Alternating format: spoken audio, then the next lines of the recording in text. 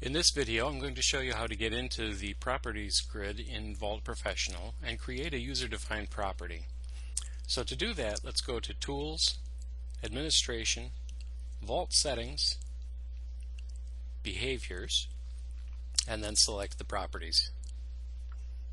The Properties grid opens up, and you have a list of the existing properties already in the Vault and all of their settings and associations.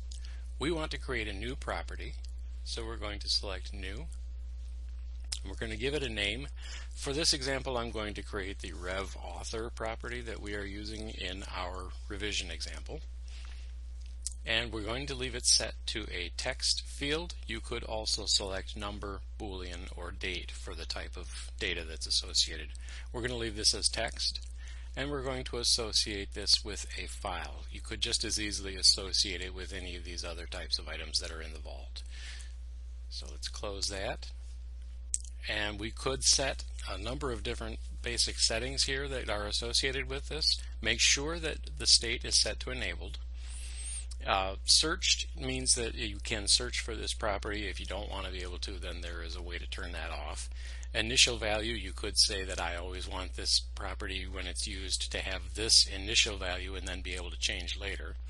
You could create a list of values such as the names of people who would be the revision author, and then you can select from that list when you're changing the properties. You can enforce a list. You can enforce that it requires a value. You can set the case sensitivity, and you can set a minimum and maximum length for that property. We're going to leave all of these set as the basic values right now, just to get this rolling.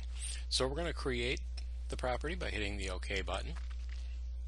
And then with it highlighted in the Properties grid, we're going to select Edit. And then we're going to go to the Mappings tab.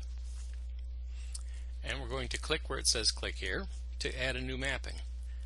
The first thing we need to check is whether we want to associate this with a file or an entity, or an item. As you'll notice, only files are available, and that is because we only set the association here to file. If we had set this to file and item, I would have an option to choose both here. So we're going to leave that set to file. The provider is what kind of file are you going to map this to? So we are going to map this one to our inventor file, and then we have to select a file property, which means we have to import one from a file that already has the property you want to map it to. So that property must already exist on a file somewhere in your Vault. So let's go to Import. You could choose from Vault, and with files you can also choose from a file on your hard drive. If you were doing items, you could only choose Import from Vault. So we can choose Import from Vault because I know the file I'm looking for is in the Vault. And let's give this a moment. And this file that I want to map it to is in this folder, my working files,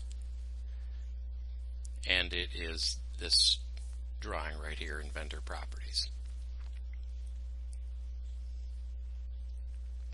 A list of available properties will populate in this window.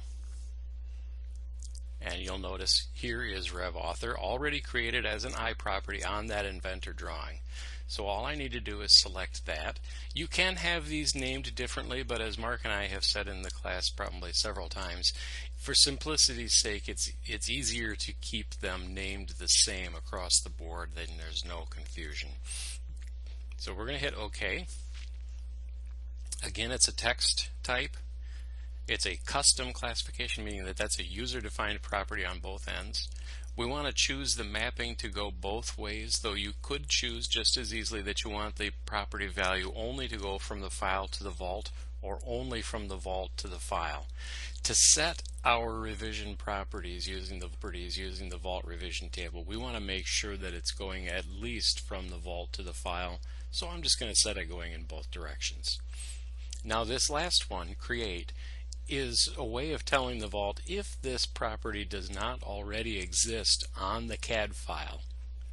Create it, yes or no. So we're going to say yes. Since this is a custom property, you might run into a situation where that property does not yet exist on your inventor drawing. And so you will have the Vault create it for you as it's pushing the value out to that inventor file. And that is it. That's all you need to do.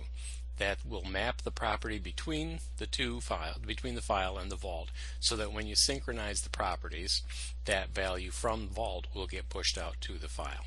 It's going to always tell you when you create a new property and change the mapping that it needs to re-index properties in the vault.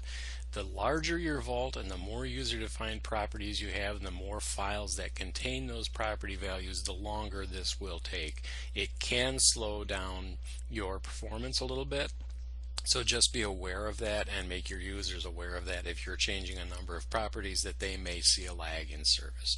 So we're going to hit OK on that warning and we are done.